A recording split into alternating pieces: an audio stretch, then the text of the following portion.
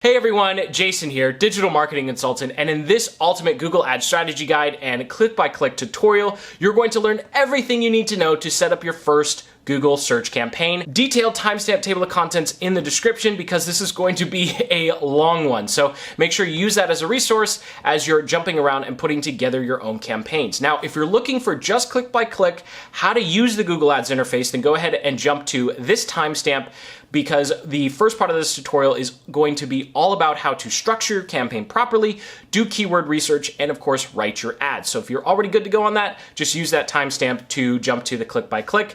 And then at the end of the video, we'll wrap up with how to actually optimize and analyze the campaigns after they run for a couple of weeks. So let's go ahead, dive right in. The very first thing, there's only really one rule I like to keep at the front of my mind as I go through advertising on any platform, and that is to keep it simple.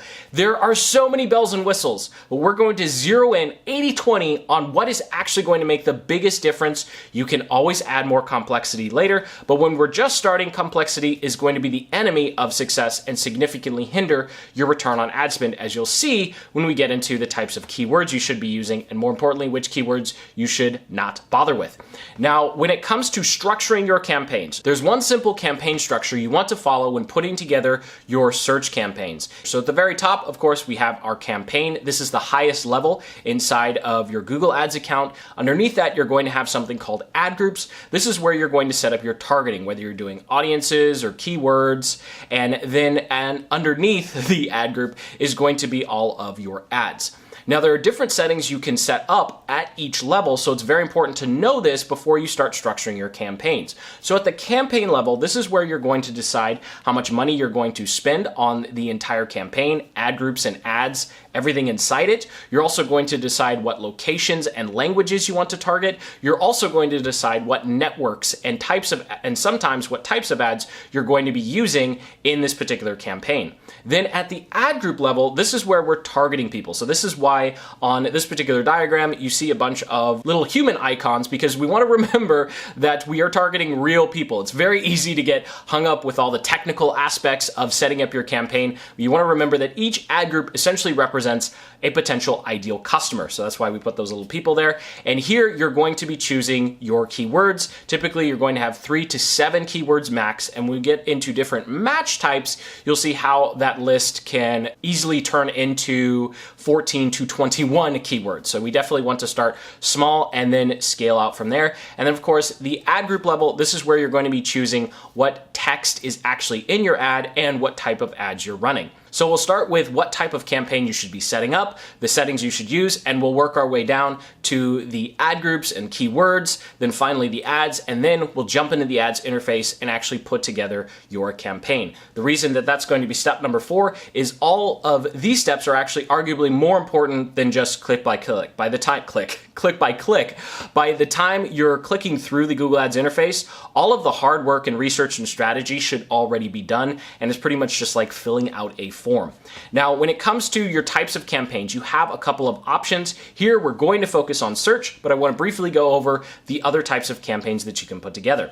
The other type of campaign that's most popular after search ads is something called display ads. And these are the banner ads that show up across blogs and websites just across the web and everywhere. And you can actually even run display ads on YouTube as well. Now, if you're e-commerce, shopping ads are for you. They actually have the ability to link directly into your products listing so that you don't actually have to put together an individual ad for each e-commerce product. So if you have a large e-commerce store, shopping ads might be for you. The next ones we have are YouTube ads, link in the description because that's a whole nother animal. We won't even get into that. And then app download ads. So those are the primary options you have in terms of the types of campaigns you can put together. Here, we're just gonna focus on search ads. And if you're a beginner, I highly recommend you stay away from display until you've either played with YouTube or search, because search is kind of the old and proven one, and YouTube is kind of this new and very inexpensive one right now. So if you're on a very tight budget and you're willing to put together some videos, link in the description to how to put together a YouTube ads campaign once you're done with your search campaign. So when it comes to putting together your campaign, let's say we've chosen search. All right, great. Now, what the heck should our campaign actually be about? Because at the campaign level, you want to choose one big product or service that you're focusing on. So if you have multiple products or multiple services, then you need to have multiple campaigns. So you want each campaign to be very, very focused on one particular product or service. Now, if you're not quite sure what the heck to offer with your campaign, let's go ahead and go through that right now. Now, if you're an e-commerce store or a local-based business with physical products, then you want to think of some sort of doorbuster or something that you can use as a lower front end product in order to get people onto your site or get people to actually visit your physical location. And this can also work if you're a local services based business, then you can offer some sort of discount. And if you're not quite sure what kind of things to offer, then actually you can go over to Groupon, because a lot of new services based businesses that are local will use Groupon to bring in new clients and just kind of build up their clientele. And so Groupon, while I don't necessarily always recommend using it, is a great place to go to get ideas for what you could offer or what type of discounts might work for your local business. Now, if you have just a couple of products or just a couple of services that are very expensive or typically high end, like you're a dentist or you're doing plastic surgery or a lawyer, then you might want to just start with a service that gives you a really good margin, because those keywords are going to be very expensive, but because your margins are so high, you're going to be able to afford them. Now, the good news is there's nothing set in stone, so if you choose the wrong product or service at the beginning, you can always create another campaign and try something else. And when we get into our ad copy research, you'll actually be able to use those techniques and strategies to figure out what types of things you should offer in order to get people to your site or get people to give you a call. Now, once you have a rough idea of what you're going to advertise or offer to people to actually click your ads, it's time to talk about research and who your ideal customer is. Now, this in itself is an entire process, so there's a link in the description to a data-driven method for coming up with your ideal customer avatar. Here, we're just going to focus on who are we trying to target? Who do we need to be clicking on our ads in order to actually purchase our products or services? Because before we get into keyword research and audiences, we really want to make sure that we're targeting people who are actually actively looking to buy, right? We don't want to just target everyone who could potentially do business with us. We want to be very, very focused, because Google search ads are very expensive and they're only going to get more expensive. So we want to make sure we're only paying for clicks that represent people who are very, very close, like at the 1 yard line to actually buy. If they're just in the awareness stage, like, oh, maybe I need a haircut or maybe I need to fix my car, then yeah, we just don't want to bother with those people. We want people who are ready to buy within a few days because they actively want your product or your service. Of course, if you're an e-commerce business, you don't have to worry about this timing as much. I see this more of a problem if you're a services-based business. You really want to make sure that you're right on the edge of when someone's ready to buy, as opposed to trying to educate them as to why they should purchase your particular service or do business with you. So whether you're doing e-commerce or professional services, you're going to be using keywords as your primary way of targeting potential customers.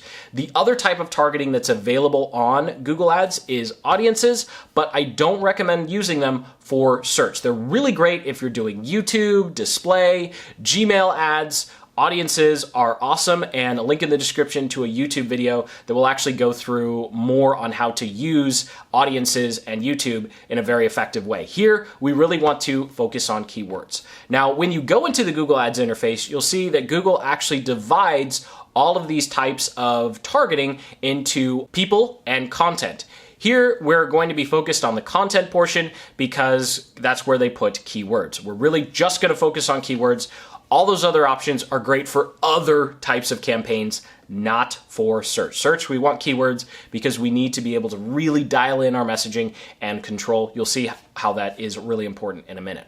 Now, when it comes to keyword research, there are a lot of different things you could do, and we could spend hours talking about the best way to do keyword research. We could talk about different keyword research tools that you may have heard of, like Answer the Public, SEMrush, and SpyFu, but here we're going to keep things really simple. We're not even going to use Google's keyword research planner, but I'll link up in the description to a 25-minute video that walks you through how to use the search planner to find more keywords. Here, I'm just going to give you a list of keywords that you should start using for your first campaign.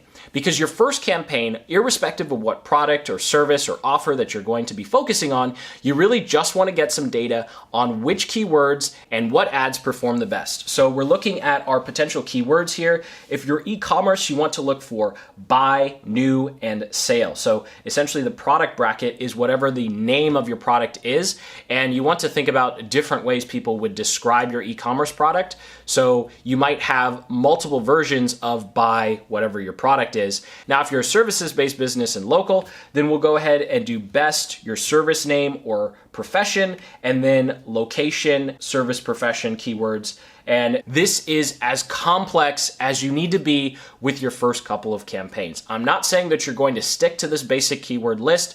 You can always add more complexity later. Remember our one rule, keep it simple. And you can go ahead and just copy these for yourself. Of course, timestamp table of contents, so you can go back and just pause on these slides. But really, the reason you only need these keywords in the beginning is because of something called the search terms report.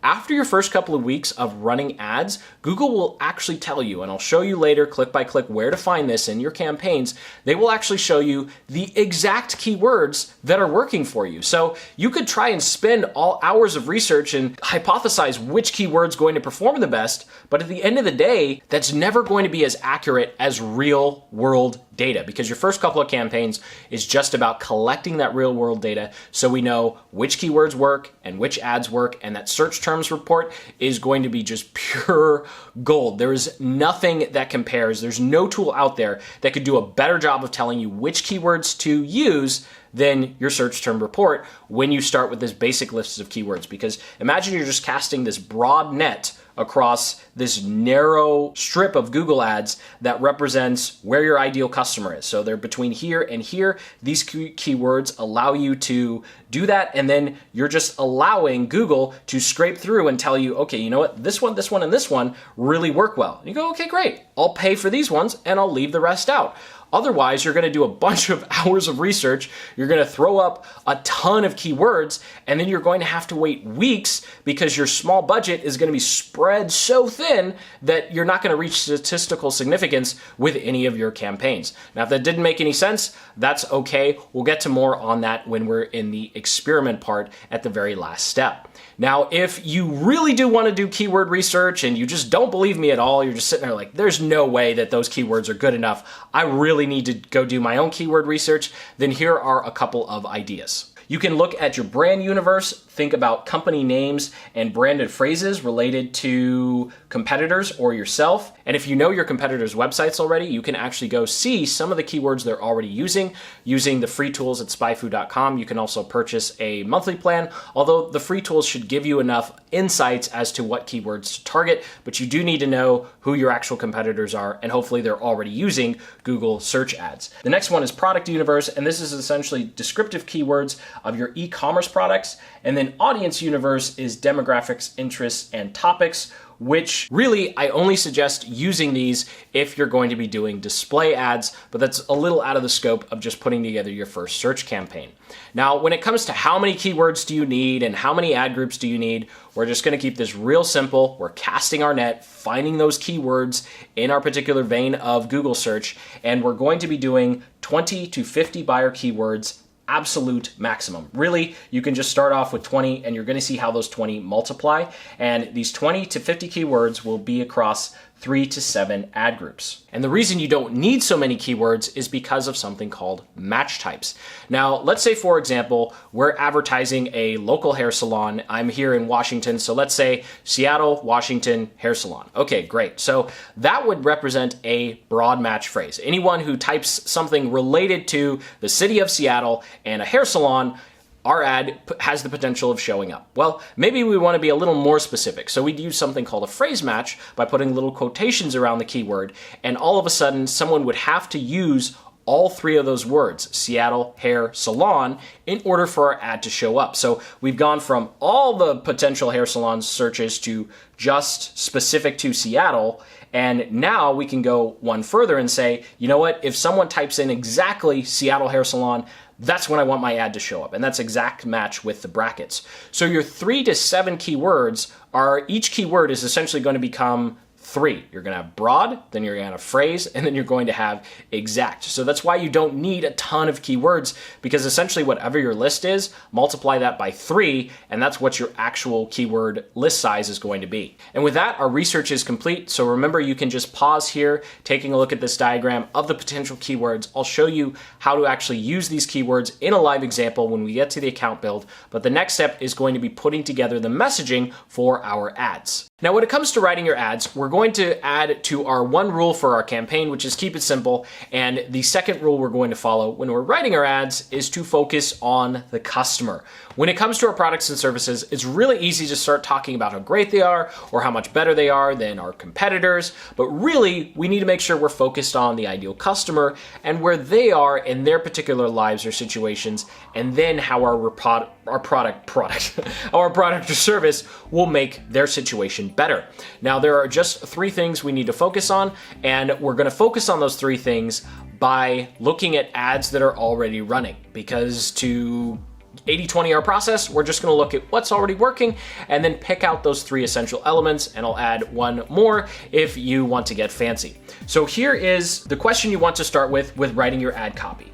What results are they after? They being your ideal customer. So how is their life going to be different or better as they're achieving their results or goals? The second question we want to ask is, what is the perceived roadblock? So what specifically is getting in the way, or what do they not know that's going to get them the ultimate result that they want? Now, obviously, this is going to be a lot more for professional services versus e-commerce products, but even with physical products, people are still trying to ultimately solve a problem.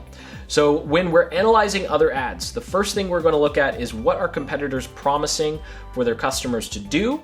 And then the second 2 questions we're going to look at is what pains are they taking away and what objections are they handling? So this is how we're going to find the results that are being promised, the roadblocks that are being talked about, and then we'll look for one more thing, and that is the ultimate solution. So are they offering their product or service right out of the gate, or are they using something called a lead magnet, which is a free offer in order to get people in the door? So now let's go through an example so you can see how you can apply these questions to actually analyzing other competitors' campaigns. So what I recommend you do is go to Google and just type in one of your keywords. Here we've just typed in PPC management agency, and we're going to be looking at the top 4 search results here, which are all ads. Now, for some, you'll only get 1 or 2, some you'll only get 1, but you can always scroll down to the bottom of Google to see more ads, or just go to page 2, and typically then you'll have 4.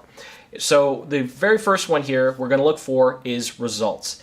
And results, we can see that the first 2 ads talk about ROI, and then the second 2 ads talk about growing people's businesses. So if we were to put together an ad, we should probably talk about return on investment, and we should also talk about something about helping people grow their business. Okay, great. Then the next thing we want to look for is roadblocks and objections. And here we can see that the first one and the fourth one both talk about having PPC experts, and they talk about transparency. So obviously transparency and having quote unquote experts might be something that's a real big issue when people are searching for PPC agencies. So that might be something that I would want to include if I was putting together an ad talking about transparency, probably in the accounts, and the fact that people who are managing all of the money actually do know what they're doing, because we're going to assume that because competitors are talking about having actual experts, maybe a lot of other companies don't have experts, and that was a potential roadblock that a small business owner would have doing business with an agency. So the next one we want to look at is offer. And offer is essentially what is the actual deliverable that is being offered in the ad. So in number 1 here, we see get started with a free consultation and review. And then number 3, we see get your free review today and view our case studies. So 2 out of our 4 examples have some sort of free review or audit. So it might make sense for us to put together some sort of process so that in our ads, we could say, hey, you get a free review or consultation or audit. So this is just a very simple process you can go through with your own competitors' ads to figure out what results should you be talking about, what potential objections should you be handling, what roadblocks should you be handling, and how do you want to differentiate yourself from some of the other ads. Now, the last element you can have here is social proof. So if you have any certifications in your field, or if you have any customer reviews, then you can go ahead and use site links or your actual text to illustrate that. Now, what site links are, we'll get to in a second. Let's go ahead and talk about how much text you have with your ads, and then we'll go through some actual examples so you can see the difference between the different types of ads you can be putting together with your Google search. So you can have up to 3 headlines that have 30 character limits, and this is really where you want to focus the majority of your testing. URL path 1 and 2, this is a great place where you can actually literally just type in almost whatever text you want. As long as it's within the terms of service, then you can go ahead and put whatever you want there. So I like putting discount, limited time, free offer, something that is on the cusp of being clickbaitish just to get someone to actually click the ad. And then you have your description lines 1 and 2, and for those you have a 90 character limit. Now, that does it for the actual basic search ad itself. We'll go through some live examples in a second here. Now, there are 2 other types of things you can add to your ads. Number 1, you can add callouts, and number 2, you can add something called site links. Now, callouts are limited to 25 characters, and they're just little pieces of text you could use to call out specific features of your product. This is really the only place where you want to talk about how great your product or service is, or specific features of your product or service, like no contracts, hassle-free, free shipping, 24-hour delivery, or whatever it may be. And then your site links are actually going to give people the ability to click to different pages on your site. Because with your normal text ad, it just goes to one page. And then site links allow you to have people go to other pages. And so this is great if you want to give prospects the opportunity to learn more about your business, or you want to try and segment out people to send them to different parts of your site based upon who they actually are as a prospect. So let's go through some live examples so you can see what these actually look like. So here I've just typed in car rental Seattle, and you can see at the very top here we have car rental deals and hotel search. These are site links, and typically only the top spot or the top 2 spots will actually have site links show up. So just because you have the option for site links doesn't mean they're always going to show up. I can almost bet that Expedia and Priceline both have site links set up for their ads, but they're not showing up here because they don't have the top spot. Now, if we scroll down to the very bottom, we can see another example of site links where they don't show the descriptions. So these right here, rent a car, contact us, browse car deals, 1 million auto insurance. These are actually site links where the description isn't showing up. So if we scroll back to the top, car rentals and hotel search, this is the exact same element as all the way at the bottom here, how it works, trust and safety. The only difference is they aren't actually showing the description text. And if you want to get even more ideas for ads, you can always go to page 2 of Google search, and then you'll get even more ads. You can see the top 4 are ads here, and then we scroll down and we have another 3 ads at the bottom. So you can go to search page 2 and 3 if you're not getting enough ads to get some ideas from on the first page of Google search. Now, there is something I do want to point out with some of the search results, because you'll scroll down here, I'm doing best PPC agency Seattle, and you'll see that we have our 3 ads at the top, and some of them have site links, some of them only have 1 site link, and then this third one doesn't have any at all. And you'll see they have a rating, and then this one, D2 Creative Agency LLC, actually shows up in the map suggestion. This is actually an advanced feature, and these are also considered extensions. So site links and the callouts are something called an ad extension. So you can use ad extensions so that your Google ratings can show up. Obviously, this is 4 out of 5, so maybe they should take that off for a while. And then we have the D2 Creative Agency is actually using something called a location extension.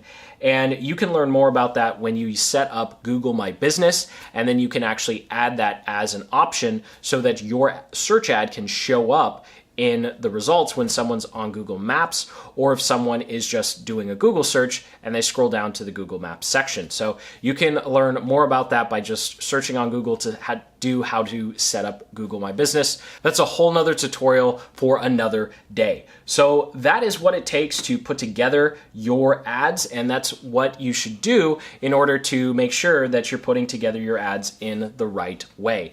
And when you first getting started, you want to write 2 to 3 search ads for your campaign. You can pretty much have as many ads as you want, but that's simply going to depend upon your budget. Because remember, the smaller your budget, the less ads you should have, and the bigger difference in headlines and copy your ad should have. Because if you make 10 different ads and you're only spending $5 a day, it's going to take a really long time to get to at least 100 clicks on each one of those ads in order to see which ad's working and which one isn't, as opposed to if your $5 gives you 100 clicks, let's split that 100 clicks across 2 ads so we at least know one works and one doesn't, versus 10 ads and they all just get 10 clicks, then you go, well, I don't really know which one's better than which because hardly anyone clicked on each individual ad. So we want to make sure that we're only doing 2 or 3 when we're just getting started. And so with that, we've gone through all of the foundational steps of what goes into structuring your campaign. So we talked about the campaign structure and the different settings you could have at that level. Then we talked about how to do keyword research, the different types of keywords you should be doing. And then of course, we just finished up how to write your ad and do ad research. So now let's go ahead, jump into the ads interface and actually put together our search campaign. So in the Google Ads interface, you're going to want to navigate to campaigns and click on this giant blue plus button. If you don't already have a Google Ads account set up, you can just go to Google and type in Google AdWords, even though it's not called AdWords anymore. And the first search result will be for Google Ads. You can go ahead and set it up. You can use your current Gmail address, or you can set up a new Gmail account and then create your ad account. But you can have people added to your ad account, so it's not like it's going to be locked in to access. But if you have been banned from a Google ad account in the past, or AdWords account in the past, then you do need to create a new Gmail address for the new ad account, because pretty much when they ban you from a Google Ads account, they're banning your actual email address, not just that particular account. So we can go ahead and click on campaign and this blue plus button and then click new campaign. And they're going to be asking you what type of essentially results you're looking for. Here, you want control. You need both hands on the steering wheel right now. So we're going to go ahead and create a campaign without a goal. All these goals really do is try and help people who don't know what they're doing navigate through the interface, but you're watching this video and you've already gone through the foundation, so you're ahead of like 80% of the new people who are setting up a campaign, so you don't need those restrictions. And we'll come in down here, we can see all the different types of campaigns, and of course we're going to be doing search. And no, we're not going to be telling them what we want out of this campaign. So we'll give our campaign a name. I'm just gonna call this Demo 1. And now we're ready to actually set up our campaign settings. So if we go back to our diagram, we are at the very top of the process right now. So we've chosen that it's going to be search, and now we're going to go through our actual campaign settings at the campaign level. So the first thing we have is what type of network. I never ever recommend having search and display in the same campaign, and I'm also going to uncheck search partners. And all this means is we're making sure that our ads only show up on Google. If you want to play with including search partners, all you have to do is create this campaign that we're going through, and then you can just duplicate it and check the box, and then you'll see which one performs better. So there's no need to include search partners on your first go around. The next, we have more settings. This is where we're going to choose how long our campaign is going to run. I definitely recommend doing an end date, because Google will keep spending your money. They will not automatically turn off your campaign if it's not working properly. And if, anything happens to you and you're not able to log into your account, or whoever's managing it just forgets, the money's just gonna keep getting spent. So let's go ahead and make sure that we don't ever have that happen to us, because I've had client accounts where that's happened, and they come to us and they go, what can we do? We forgot to turn our campaigns off. And I just go, well, nothing. You owe Google a bunch of money. So we'll go ahead and set this for a few weeks out. I typically recommend just doing a maximum of 2 to 3 weeks. We don't need to go through campaign, URL options, or dynamic search. And then locations. So locations is going to be very important if you're a local based business. So here's how I like to explain locations. You really only want to go 2 or 3 levels deep. So if you are targeting a bunch of different countries, then just target those countries. If you're targeting one country, then target that country and then the territories or states within that country.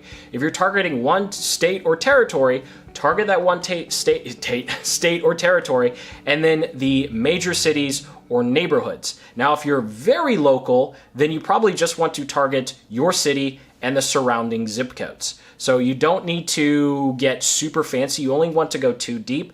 And that's simply because Google is automatically going to tell you what state, territory, country, zip code is performing the best. But if you have too many, just like when you don't want to have multiple ads, you're actually going to wind up spreading out your data so thin that you're just going to have one person in each zip code if you're targeting an entire country. And that's just not going to be helpful data. You're going to go, I don't really know what to do with this. So that's what you want to do here. And all you have to do is click on Advanced Search, and you can add locations by simply searching, or you can use a radius around your particular store location. So here I'm just going to location, add bulk locations, and type in a couple of local cities around the Seattle area. And then I would actually go do some additional research and get zip codes. So I can just go ahead and click search, and it should pull up all of these. So I'm just going to click target all. And so we're targeting all of these cities in the Seattle area. We can zoom in and see everything that we're targeting, and I'll just target the entire state as well. So we'll go ahead and click save. Just realized it wasn't actually including the state, so we'll go ahead and click target. And that's all we're going to do for our targeting. Languages, I typically recommend leaving alone. Audiences, you don't need to worry about. And then budget, we'll just start with $5 a day. $5 or $2 a day. Google's always going to tell you that you should be spending more money. Delivery method standard. Bidding. You want to do clicks to your website. You don't want to do conversions yet. Conversions works if you already know that your landing page and site is a conversion machine. If not, then you're going to have to spend a lot of money while Google's black box figures things out. You're going to be able to get to a good place on your own faster than, for less money, I should say, for less money than what Google's going to take. So you can do conversions once you have some conversions on your site. When we get into the experiment phase, I'll talk about how to use something called Google Tag Manager to get this process working. And I'm just going to set our bid to $2. So $2 to $3 US or whatever country you're in should be plenty for the first couple of weeks, because Google again is going to tell you whether you need to spend more or less in order to get on the first page or be at the top. Now, when you go to show more settings, the ad schedule is something that's going to be really good if you're local-based business or if you're doing calls. So if you need to be able to only have people showing up when you have the ability to talk to them, then go ahead and make sure your ad schedule is set up so it's only during business hours. Finally, ad rotation. If you're going to be OCD like myself, rotate ads indefinitely is what I recommend, because with your 2 or 3 ads, Google is going to evenly split the traffic, or as evenly as possible, versus saying optimize. Google's just going to choose one and then just run all the traffic to that one. So if you have all your ads and they're very similar and you're like, I don't really know which one is which and I don't really want to deal with that right now, you can go ahead and leave it optimized. I'm going to be OCD. Yes, it's going to tell me that lower performing ads are going to keep running, but it's going to allow us to really know which ad is actually working. Now, before we complete the setup of our campaign, we have the option of adding our site links, our callouts, but we're going to skip this process for now because I'm going to assume that you don't already have them set up. If you've already set up site links or callouts or location or reviews in the past, then you can actually come in here and click, and you'll be able to see ones that you've already created and add them to your campaign. Although I'm just going to assume that you haven't done it before, so we're going to go ahead and just click save and continue. Now it's time to create our ad group. So we had just finished creating our campaign. It's the very top level. Now it's time to create our ad groups, choosing our groupings of keywords. To save time, I already have 2 lists set up. So this is the 2 ad groups that we're going to create: Best Agency and then Best Agency Seattle. Now, when you're setting up your campaigns, you definitely want to be using that core list of keywords we talked about, or keyword formulas we showed earlier, and just apply it to whatever your business or profession is. So I'm going to go ahead and copy this first list. Just copy, and we'll go back over here paste it, and this is going to be best agency. And what you'll notice here is we have our initial list of keywords: best company, manager, professional, management company. Of course, we could keep going, but that's enough for now. And then we go ahead and add quotation marks around all the keywords and then brackets around all the keywords. So we have our broad match, then we have our phrase match, and then we have our exact match. Now, if you've done any research on how to set up Google Ads in the past, you may have seen something called broad match modified. That's where you put a bunch of plus signs before each keyword in your broad match, and that's not something I recommend doing at the very beginning. That's more of an advanced thing. You just don't need to worry about that. These are the 3 best match types to start with. If you don't know what I'm talking about, that's great. You don't have to unlearn that. So now let's go ahead and create our second ad group here. I'm going to click and copy over the second set of keywords. And this is going to be the exact same set. The only difference is I've added a city name after it. So something that you could do if you're a local-based business is you can actually play around with these keywords if you're targeting multiple cities or locations. When we were doing the location targeting for this campaign, you saw that I targeted more cities than just Seattle. So I could actually do this exact same ad group, duplicate it, and instead of saying Seattle, I could say Shoreline, Bothell, Redmond. What else is around? Bellevue, Everett. I'm running out of cities around here. But anyway, you could add all of your different cities. Obviously, you wouldn't do zip codes because people don't type in their zip code when they're looking for a particular service or business. But you can do that to see which particular cities or city names actually give you better results. And for us, that's all we need to do for our ad groups in this particular example. You'd do this a couple more times because you'd want 3 to 4 groupings of keywords. So we'll go ahead and click Save and Continue. Now we're going to be asked to put together our ads. So I already have an sample ad written here. So I actually went through and wrote 2 different ads. The first one is using callouts, which is just those little words that allow you to call out features of your product or service. And then I also wrote one out with the formatting for Sitelinks. So we'll get to the callouts and Sitelinks in a second, but first I'm going to go ahead and copy my ad information over to the Google Ads interface. And jumping ahead for time purposes, here we have our ad is all complete and ready to go. So we have a nice little preview here that shows us potentially what our ad is going to look like, but really the third headline most likely isn't going to show up. So this is much more realistic of what our headline's actually going to look like. And of course, I would definitely want to put a little more thought into this headline up here but we can always split test. So with that, we have the URL that we want to send people to, our 3 headlines, our URL paths that are specifically calling out something to give people a reason to click. And once we've entered in our ad copy, we can go ahead and click on Done, and we will be good to go. So you can go ahead and create multiple ads for each one of your ad groups. And when you click Done on the first one, sometimes it will automatically bring in the ad copy and the ad text to your next ad group. So we did 1 ad for our first ad group, and we're good to go on this one as well. We don't need to change it. We're going to use the same 2 to 3 ads across all the ad groups. So I'll just go ahead and click Done. Each one of our ad groups has 1 ad. We can go and click Save and Continue, and that will complete the process of setting up our campaign. Congratulations, it's ready. Woohoo! All right, so let's go ahead and continue to campaign and go through a couple of settings that you need to be aware of in order to set you up for analyzing and optimizing your account. So the first thing you'd want to do is probably create your second or third ad. And the easiest way to do this is to just click on one of your ad groups. It'll show you all of your keywords by default. We'll click on Ads and Extensions. This is also the same place we'll go to get extensions. And we'll click on this blue plus button to make a text ad. Now they also have responsive search ads beta right now. I typically don't bother with beta stuff because it's just Google's way of saying, hey, do you want to give us money so we can test out this cool thing that we're working on? It might work and it might not work. So unless you have a part of your budget where you're like, I'm okay if it just does absolutely nothing, or worse, it doesn't perform at all, then you can go ahead and try one of those. So to help save us time, Google has automatically pulled in the ad information from our first ad. And really when you're testing your ads, what I would recommend is if you're doing only 2 ads, write 2 completely separate ads, like the whole 9 yards. The headline should be different, description different, try different URL paths, just make it as stark contrast as possible so you can get a really good idea of which one works and which one doesn't. If you're doing 3, then maybe have 1 outlier and then 2 that are similar. So let's just pretend for time purposes that I'm doing 3. I would just go ahead and try a different headline. So I've just changed out the headlines here so we can test out which headlines are going to work the best. I'll go ahead and click save and add ad extensions.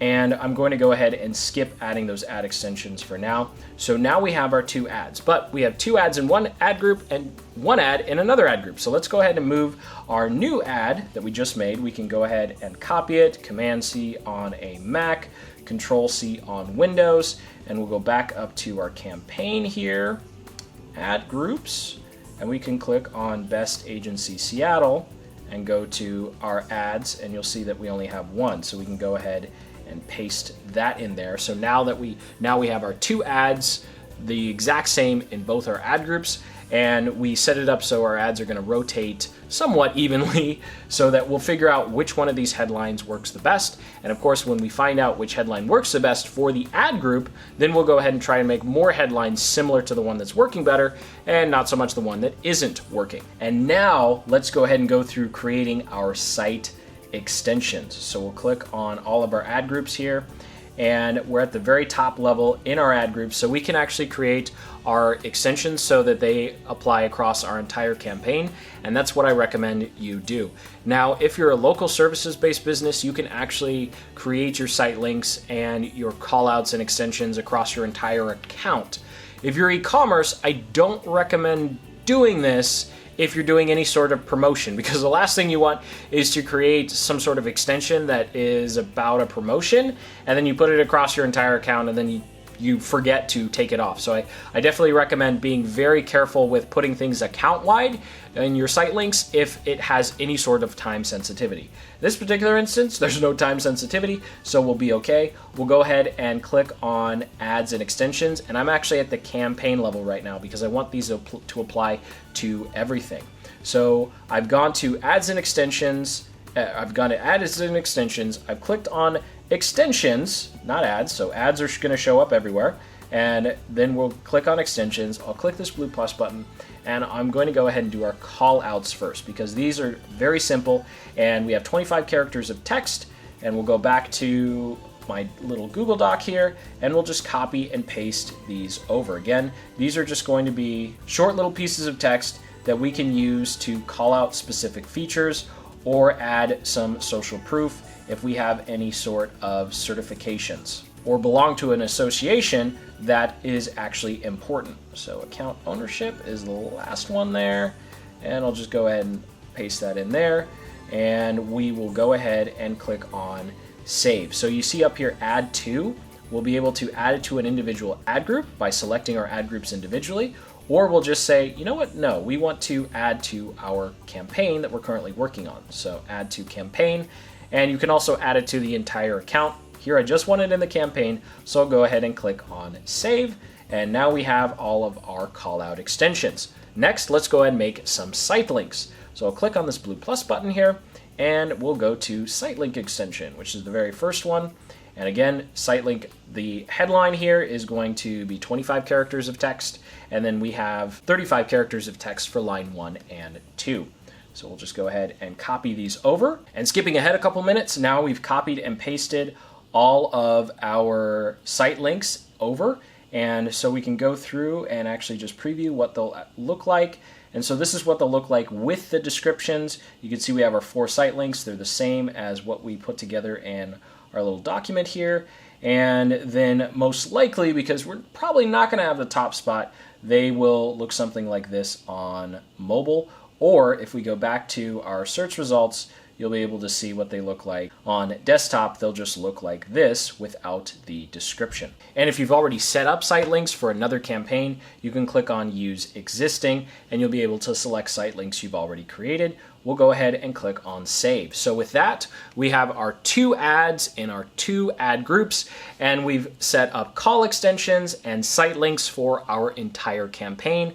And with that, our campaign is finally ready to go. Now for our final step, the experiment cycle. This is where you're going to spend the rest of your time as long as you're driving traffic via Google Ads. As we dive into this, it's something that's very important is you have to give your campaigns, your ad groups, your keywords, and your ads enough time and number of occurrences in order to be statistically significant. So this is something I've mentioned earlier in this tutorial, but here let's just do some concrete numbers. If your campaign doesn't have overall at least 1,000 impressions, you don't have enough views or clicks or data in order to know whether or not something's working. Now obviously if your ad gets 5 impressions, like it shows up 5 times, that's what an impression is, and then you decide, you know what, out of 5 people nobody clicked, so I'm just gonna turn off the ad. Well, obviously that's a little silly because only 5 people saw the ad, but you don't want to wait till 5,000 people saw the ad before you start making decisions. So ideally, you want 1,000 impressions and 1,000 clicks. That's probably what you're going to see from other sources. However, if you're just spending $2.50 to $5 a day like a normal person, it's going to take way too long to reach 1,000 clicks. You're going to spend so much money before you finally say, okay, fine, this ad isn't working. So I'm going to give you essentially the budget option in terms of where your threshold should be. At the campaign level, you want to make sure that you get at least 1,000 impressions before you say, okay, we need to fix something. Then with your ads, you want at least 100 impressions.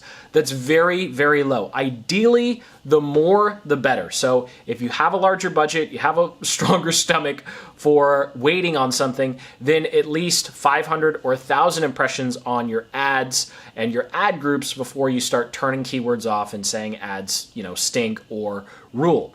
But if you're on a tight budget, you need to make those adjustments a lot faster, and you might wind up turning off an ad that would have eventually proven to be successful, but we want to maximize your budget here. So 1,000 impressions per campaign before you start messing around with stuff, and then at least 100 impressions per ad group and ad before you say this one works or this one doesn't. So with that, let's go into a couple of things you can do to optimize your campaigns, and then we'll get into that search terms report that's really going to be helpful with finding new keywords and, arguably more important, taking out the bad keywords. And of course, all of this will work as long as you have your conversion tracking on your site.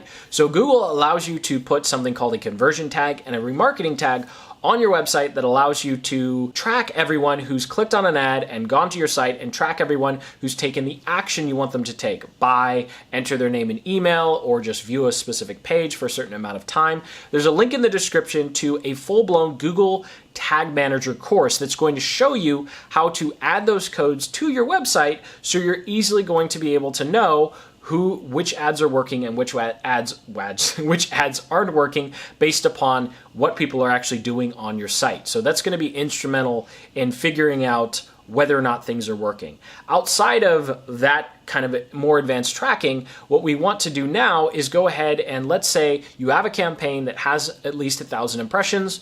How do we analyze it? How do we figure out what's working and what's not? Well, the first thing we want to look at is how your ad groups are sucking up the budget.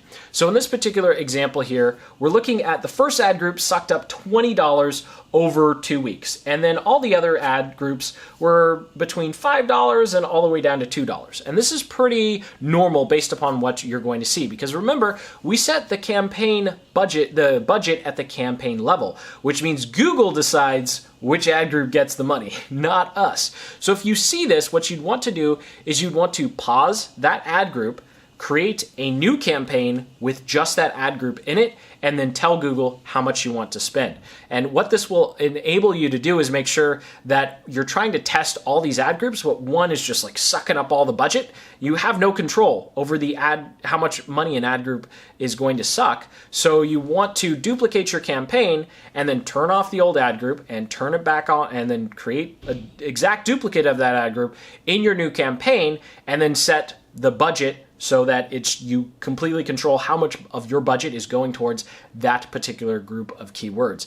And typically those keywords are actually going to wind up being lower performing. So you might just want to pause that ad group anyway and focus on some keywords that are going to be more successful. Now, the next level, we're going to go down to the ads. And this analysis needs to be done at the ad group level. You don't want to compare ads across different ad groups because they're different keywords, which means they're different people.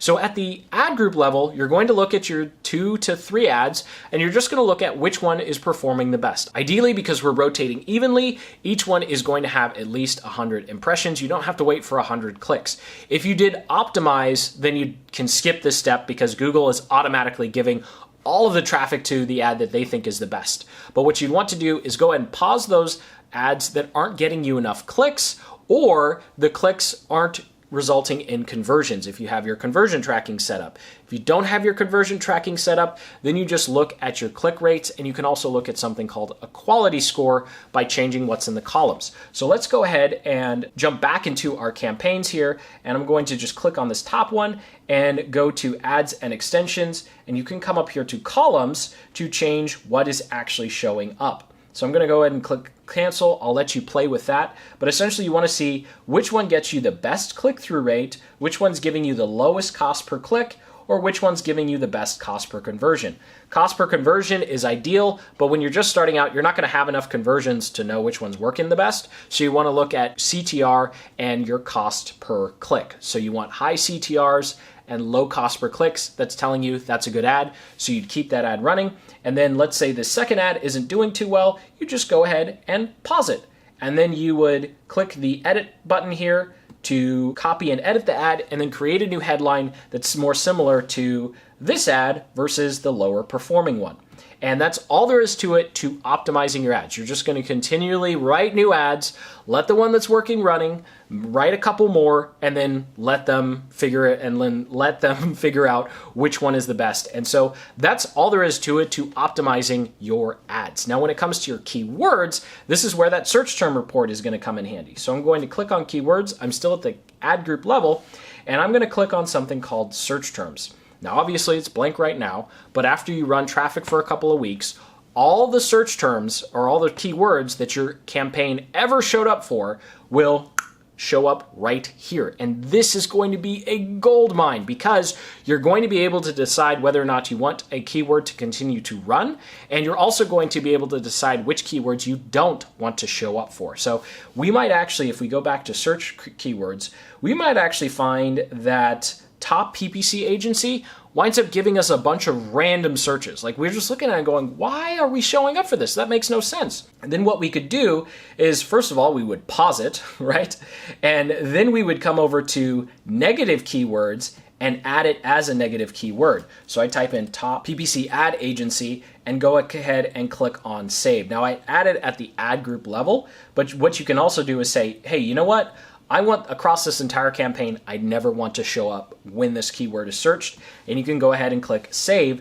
And now we see it's at the campaign level and it's been added to our campaign. And this is telling Google, hey, when you see someone type in top PPC agency or top management agency, then please don't show our ad. We just don't want to show up for it. For whatever reason, the type of people that type that in don't work out too well for us. And now Google will make sure that we never show up for that keyword again. And that's how you're going to optimize your keywords. Now, this might seem a little overly simplified, like that's all you do. You just make more ads and you take keywords on and off your list, or it might seem super complicated. Either way, this is all there is to it to optimizing your campaigns. It's definitely a game of patience, and it doesn't have to be more complicated than what we just did. And with that, you're all set up and ready to go putting together your first Google Ads search campaign. So if you're still watching, go ahead and hit that like button, subscribe for more deep dive advertising, click by click tutorials just like this one.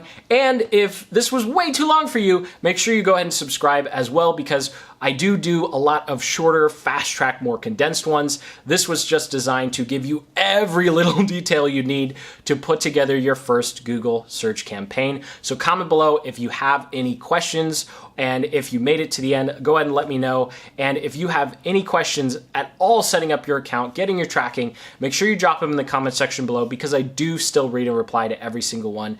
Do make sure you hit that like button and subscribe. And until the next, keep building the business you love.